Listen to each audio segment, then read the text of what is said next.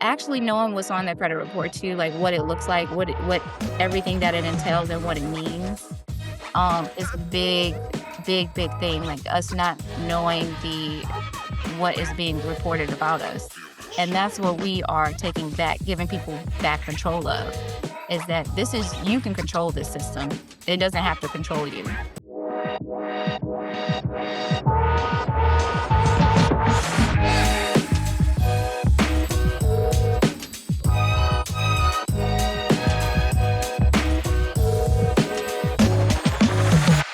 Welcome to another episode of the Wise Retirement Podcast. I'm Angela Kay. And I'm Reginald Thornton. Today, we're excited to be joined by LaQuita Carrington. She is a lead financial coach with Operation Hope. That's right, LaQuita. Thank you for joining us today. We're happy to have you on the Wise Retirement. Oh, thank you for Absolutely. having me. I appreciate it. But before we dive in, do you mind sharing a little bit about your background, your journey, and how you ended up being a coach for Operation Hope? Oh, wow. It was a journey. I feel so blessed. Oh my goodness, to land in a position like this. But my journey really was a lot of was a lot of discovery. Um I always had a gift. I do have a gift of thinking outside of the box. I'm a solution-minded person. I always work with teams. I've been in leadership. My main background was actually in sales and marketing. And, I got to work with multiple small businesses and also major businesses that we know of in sales lead positions, management positions. And I still wasn't fulfilled. I still wasn't fulfilled. And so it came to a point where I went to Morgan State. I graduated with my degree in business administration, concentration Okay. under entrepreneurship. So I always knew I was going to work for, a business.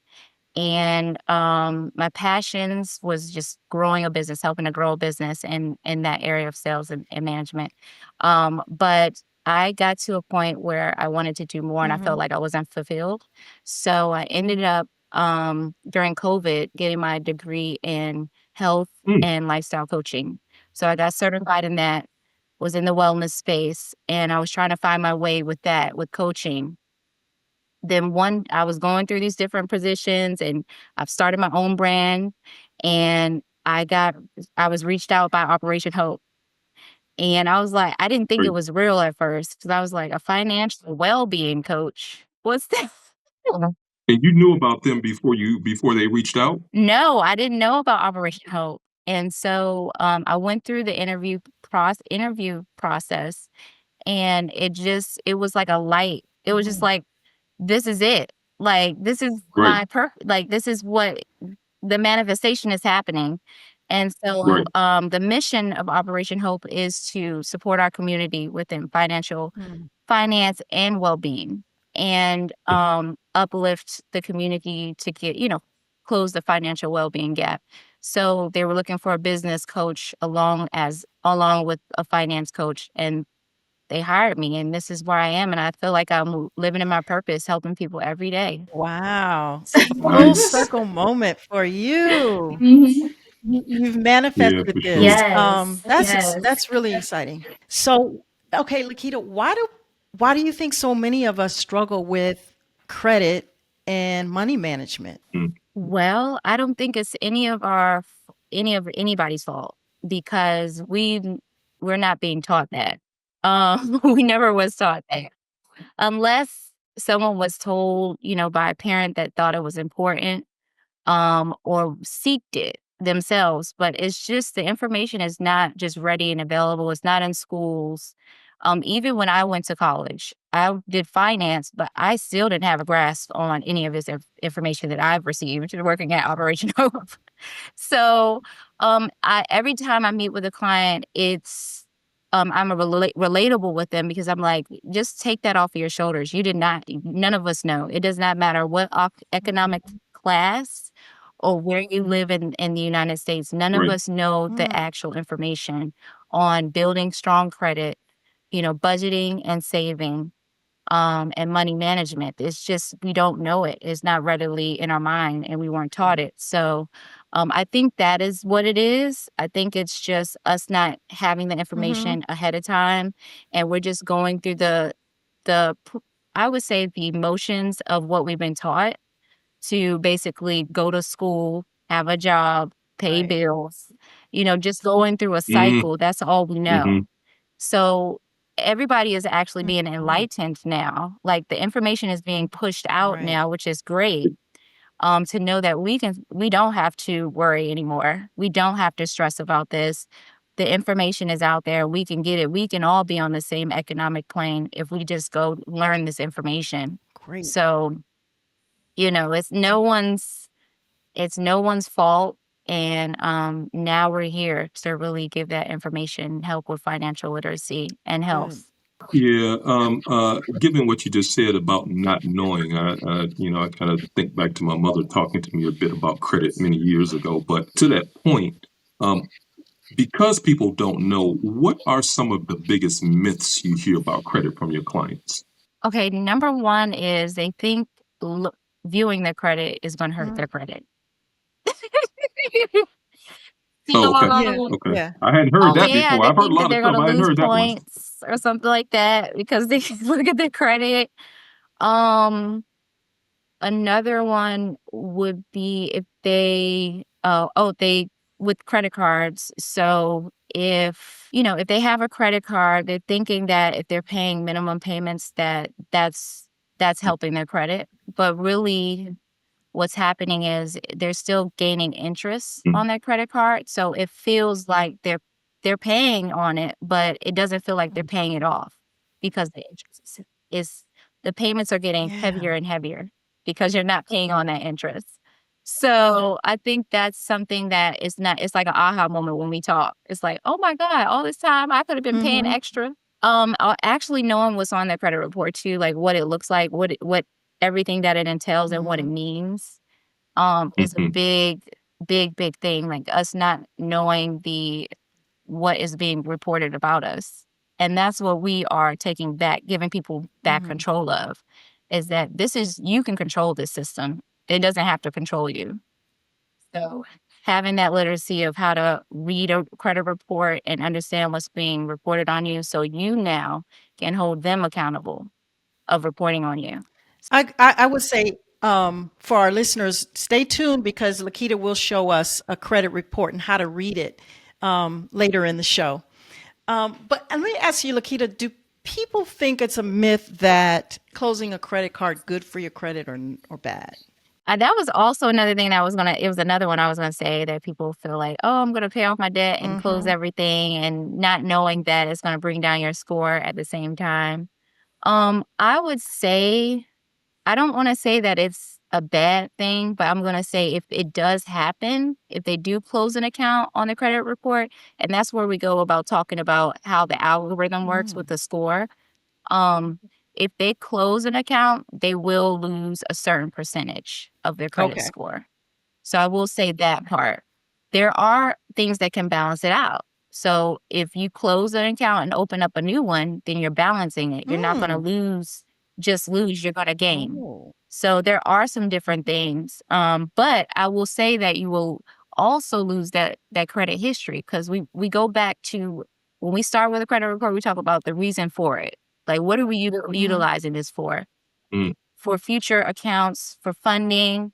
So those people need what? They need to be shown that we can borrow and pay back, borrow and pay back. So if we close an account, how would they know that? How would they see that Mm. history? So those are the things that people need to understand first so they can make the right decision with closing certain accounts, especially if you have a good history on something, Oh, you know, interesting. you know. So, So mhm. if you close an yep. account, I just want to make sure I get it. Your history on that account is gone if you close an account. Yes. So it still will be on your credit report, like that you had that account, but that history is not being accounted Oh, for anymore once you especially if close you it. paid it on time. You Yeah. want to keep that. Yes. Especially that's wiped out. That portion that's being reported Mm. is wiped out. It just says closed. and it says when it was open and when it Okay. was And if closed. you've been paying on Yeah. time, Now, if you have a balance yeah. still on it, if it, And now it there's also, differences because there's closed accounts with balances on it. So that is an additional thing we talk about too. Like that that can be a closed account, but you still want to take that balance off your report because that's showing that that was closed with still a balance that was That's owed. not a good thing. It doesn't sound. So yeah, mm, that's not a good, information on your credit report. But when a account is closed, it's not being reported to your it's not being accounted for on your Mm, score mm. anymore once that percentage has gone down. So it gives you a ding of certain percentage and then that's it. It's done. It's not being counted. But so it's not being there's no algorithm to it anymore after being closed. Oh, But if you have a balance, that balance will stay on there. So if you're applying for something, yes, they don't see the history, but they see that that account has a okay. balance on it. So that shows that it was closed. I don't know what happened with their payment history, but you still owed that person something. And then, there's a certain period of being closed with a balance. Like that's probably on the verge of a Mhm. collection after that. So, mm, mhm. Yeah. You interesting. just helped a lot of people just with that one bit of tidbit. So Yes, thank you about it's that. beautiful help, getting this Yeah. information, Okay, so so for people who don't really know what makes up a credit score, if you could tell us that and maybe oh gosh, it's the share a most credit report with us. so obviously we have 3 separate credit reports, that are being reported about us for our Mhm. financial history, but this one is a TransUnion credit report, mock credit report, and when it comes to the credit scores, I'm just gonna go down to the section that shows the Mm. score. So I just want to put this disclaimer out. And what I usually tell people, like, these are like the things I'm saying also is like our recommendations is not the Mhm. all and be all. But Mm, um the score is the score when comes to percentages and what it consists of. But when you have your credit score is broken down into percentages. And this is what we usually as a coach, I tell people think of it as an algorithm because when you're doing something positive, that positive is going to help it go up a certain percentage. And then when a negative thing happens, it's going to go down a certain percentage. So it can go up or down. So that's kind of like an Mhm. algorithm system. So the first thing that consists of the score is your payment Okay. history. So that is 30%. I mean, sorry, 35% mm, of your score. And let me make sure I have it up so I don't make no mistakes. Um, but yeah, that's 35% of your score. That's the most percentage of your score is your payment history. So then the next one is 30% is your debt utilization. So involves your involves your revolving debt. How to explain it is if you get a credit limit of, whatever the limit is, Okay. $1,000, if this system only wants to see you have a balance of 30% or below. It doesn't want you to use the mm. whole $1,000. So if it's $1,000, they don't want us to use more than 300. Yes, they don't wanna see you don't wanna and if you did, then you need to pay it off right away. Or your score within those 30 Gotcha. days. I tell people to think of it as an algorithm. When you're making more positive things happen, just know that that's all that can happen. It's gonna go back up. That's what it wants to see. Right. Okay. It wants you to be within these percentages or these Gotcha. thresholds. So yeah, those 2, as you can see, that's the majority of your score. That's 65% Mm-hmm. of our score. Yeah. Right. Right. What are the other 3 of the pie? Okay, so the other one are the smaller percentages. And so 10% is of new credit. So when you open up a new account, um, you get 10%. And then the length of history is 15%. boost. The other one is 10%, and that's credit mix. So having a balance of revolving and installments. So just having a balance of different types of trade accounts on your credit report. And so that is what consists of a strong score. So what I hear you saying is that I need to open up accounts constantly. Is that what I'm hearing you say? No, I'm not saying that. I'm saying you might need to just be patient. How about that? Okay. We tell clients, don't try to look for a result overnight with Right. anything, not even just Right. with That's your fair. credit report. That's fair. Let it take its time. Do the actions that need to happen. Change the habits and behaviors. Focus on that. And so you be consistent with that so you can continue to have this growth Hmm. in habit and score. Okay. Gotcha. And so now we see this TransUnion report, and so Mhm. we want to keep people in on what they need to look at when they pull their credit. Yeah. It's free once a year. You can pull all three.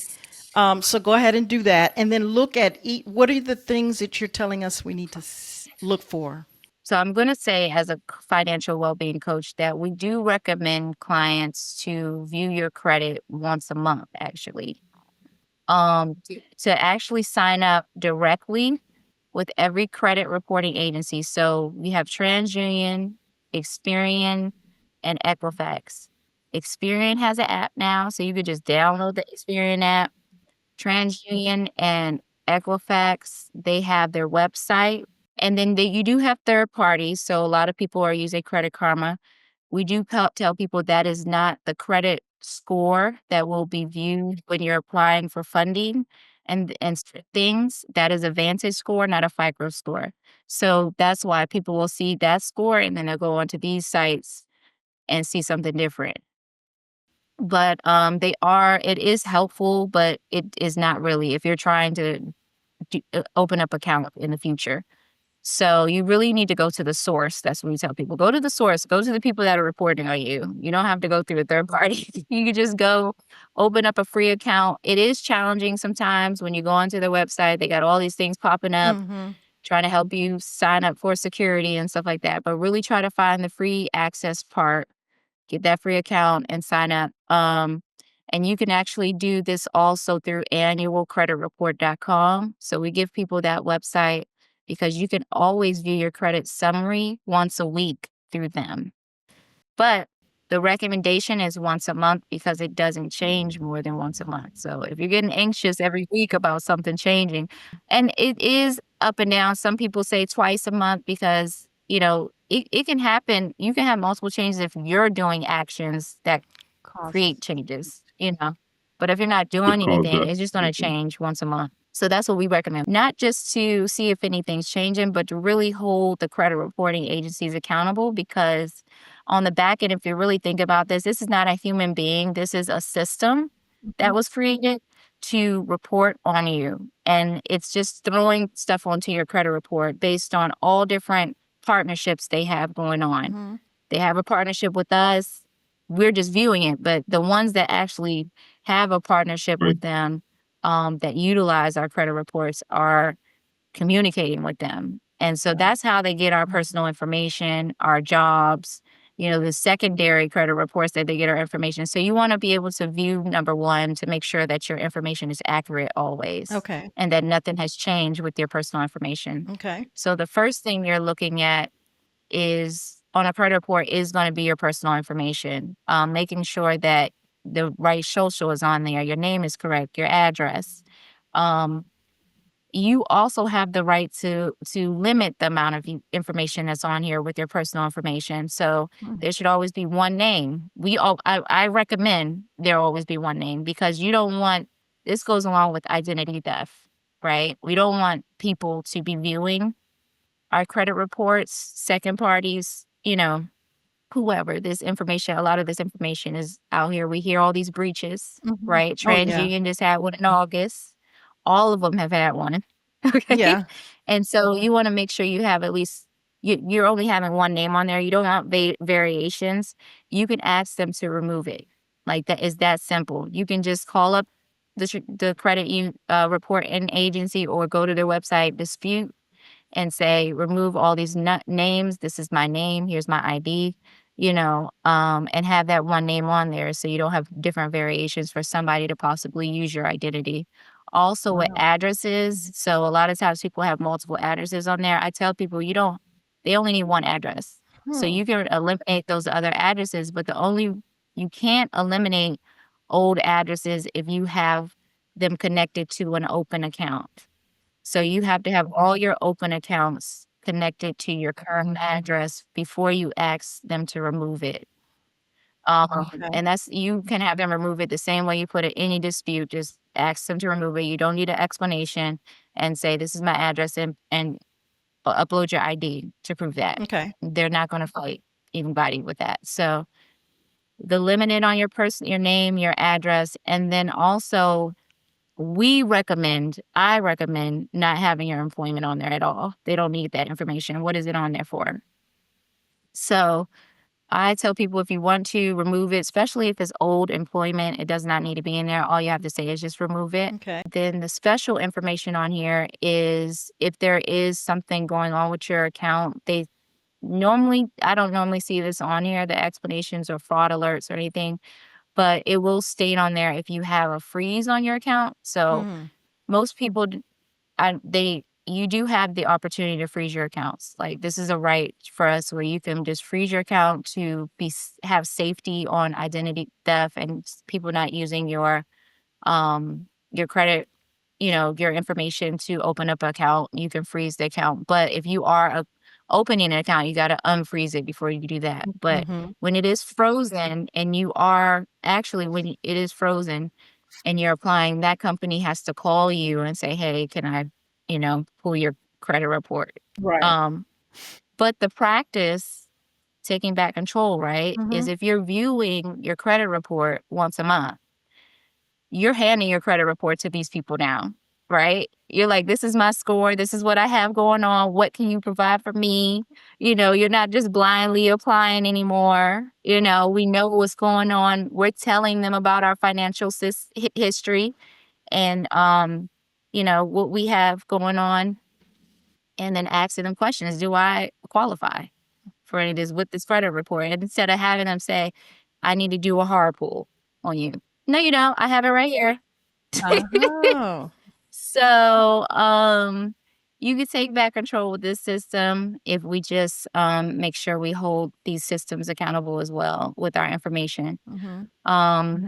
So that's the personal information side in the beginning. And I tell people that's up to you. You don't have to do it, but that's just the recommendation. You don't have to have all this information on here about you. Okay. Just have the most limited amount if you want to, make sure your identity is protected in some type of way. Okay. Um, and then the next part of it is like a snapshot of your entire credit report is your score and then the explanation codes. Most people don't pay attention to the explanation codes. Mm-hmm. And I tell people, make sure that if you're improving your credit or things are changing, that these are in line with what's going on with your current credit report.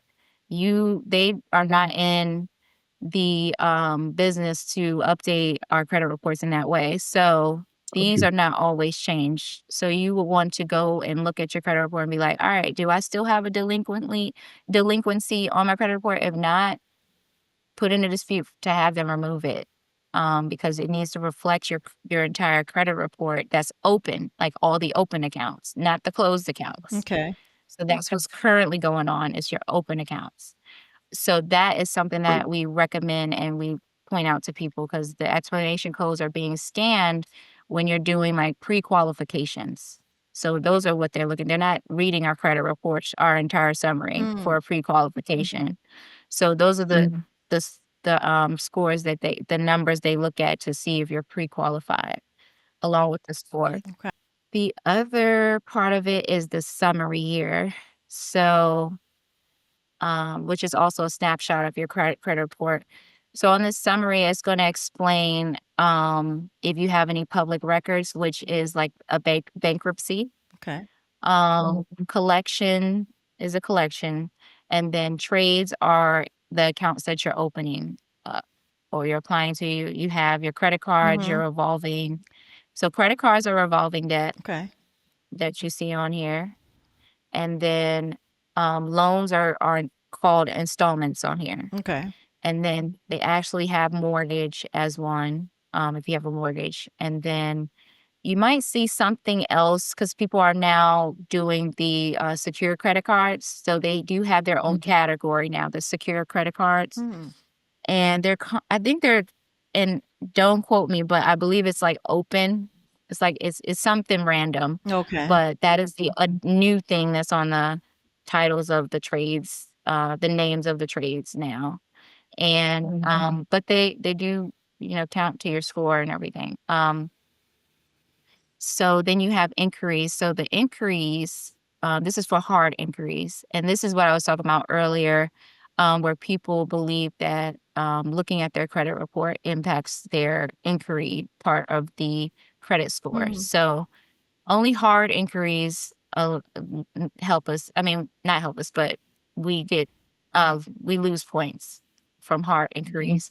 And, I won't say, like, what that number is. It used to be, like, 2 to 3, Hmm. but now it's seeming to be more now. Oh, wow. Unfortunately, like, regulations and laws change all the time, so we don't always know what's the actual thing happening with all the things changing all the time. But Right. know that when you have a hard inquiry, that you're gonna lose points. And that inquiry is going to be on your credit report for at least 2 years, and then it's dropped off. So, just the habit of viewing your credit report, like I said before, Hmm. will prevent you from having a lot of inquiries, That basically, makes because 'cause you'll do sense. the work of knowing your credit report, knowing your financial situation, and you're not gonna just be applying blindly anymore. And Okay. that's what we talk about taking back control. Oh, I love that. Um And then when you're in here in the body of the summary, Hmm. it's just going to give you like the summary of your revolving debt. So all of your revolving debt will be on this line. Hmm. The total credit limit here. If that changed, like where you had a high limit and it was lowered, there might be a difference here from here, but your total credit is going to be here for all revolving debt or credit cards. Hmm. And then any balances you still have on these credit cards will be here, your total balances, if you had any past due payments currently, and then what your actual minimum payments are going to be totaled here. So a lot of people don't know that this is just your minimum payment that's owed. It's not what you're putting extra on. They're just reporting like what's your minimum payment, what you're required to pay them. I see. And then here is showing what's available.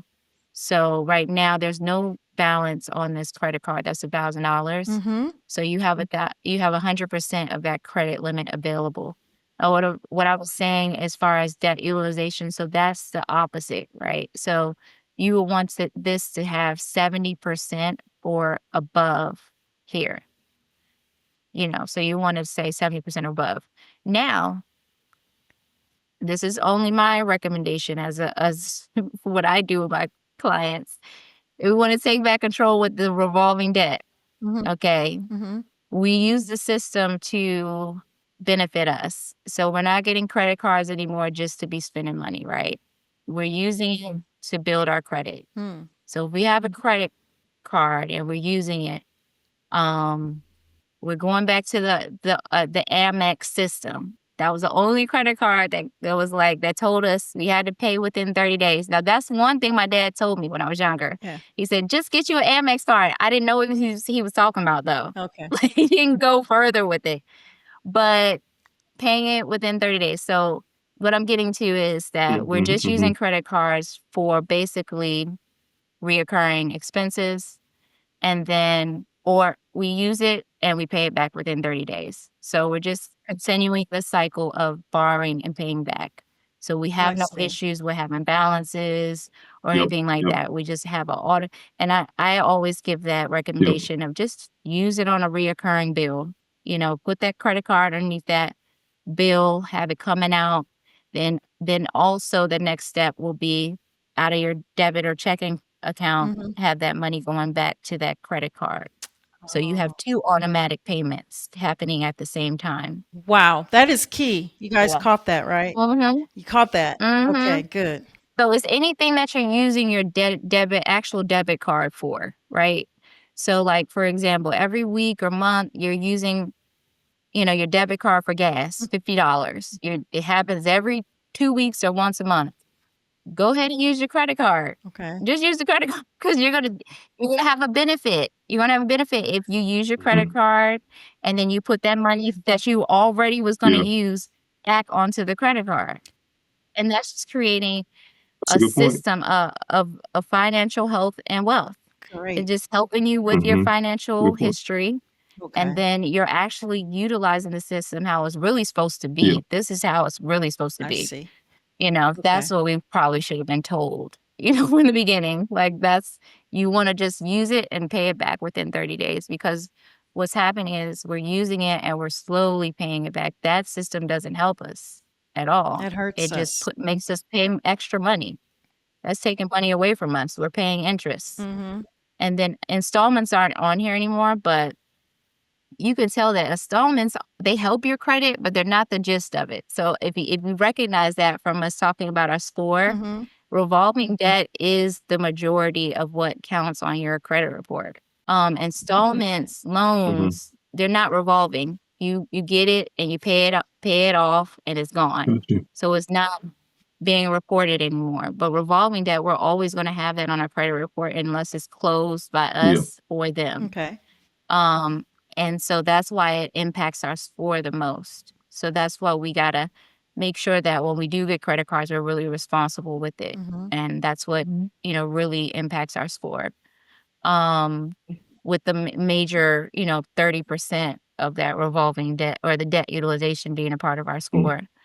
So those are the two major trades, but mhm, obviously mortgages are on there and different accounts that we open, like secured credit cards.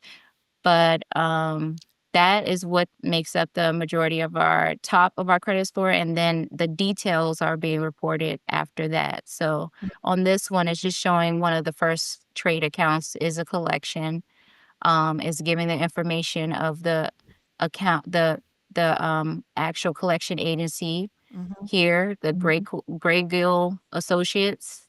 And then for collections, it does tell you the original creditor, like the original company that you owed it, mhm, you were owed that debt. And then it lets us know like any information, the remarks are from them. So Mm-hmm. there it is on collection, and then it's gonna tell that, like how much the debt that they're asking for. If you haven't paid it, it's gonna be past due. If they're trying to get in contact with you, and this is when they actually started this new account with mm, you. So it's not gonna be the original debtor creditor when you open it, but when they opened it. Um, and then this number changes. The verified part changes month to month when they give the information. They keep reporting, basically. So that number always changes because it's just the system is verifying, is this still accurate, Mm-hmm. I basically. got you. Um, yeah, so that is a part of the rest of your report. It'll give the detail of Mm-hmm. each account from there that you ever had. And I won't say that it goes in order either. Sometimes it'd be just all over the place, with different types of trades account. But I will say I always see collections Okay. first. But you'll know Mm, what's on your credit report up here as well before you look at the details and things like that. Um, Okay. but yeah. So they do still show accounts that are closed on your credit Credit. report. Okay. yeah, So the three main sections you need to look at immediately is the top information, your personal information, your name. Don't have your aliases, Angela Walker, Angela XYZ. Just have Angela Yes. Walker. And then look at your address. Just make sure that the right, right, right, information right. is current. One address, unless you have multiple accounts tied to another address. The next section you want to make sure you're looking at is your employment. Have one employment there, or did you say have them remove it? I can't. Okay. It's always what my recommend. Have them It can removed. be on You there if you can want have it, to. but Like you can also it's ask up them to to you. remove it. Yeah.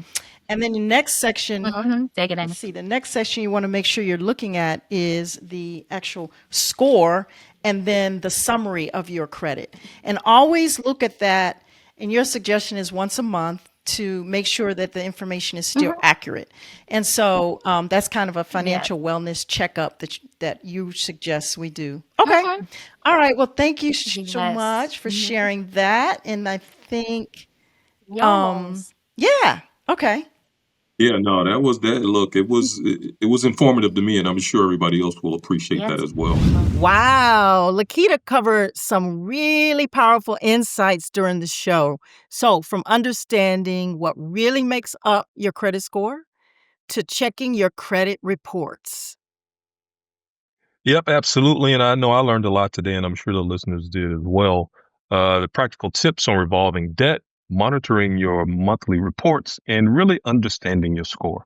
That's information we can actually use to make a real difference in our financial lives. That's right. And what we're going to do is have a part two of this conversation where we'll dive into reading your credit report, how to do that, understanding the algorithm behind credit scores, and practical steps to improve your credit history and credit health.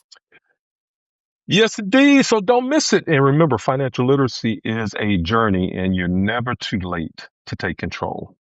That's right. We'll see you on the next episode of the Wise Retirement Podcast. I'm Angela Kay. And I'm Reg. Welcome to the ride.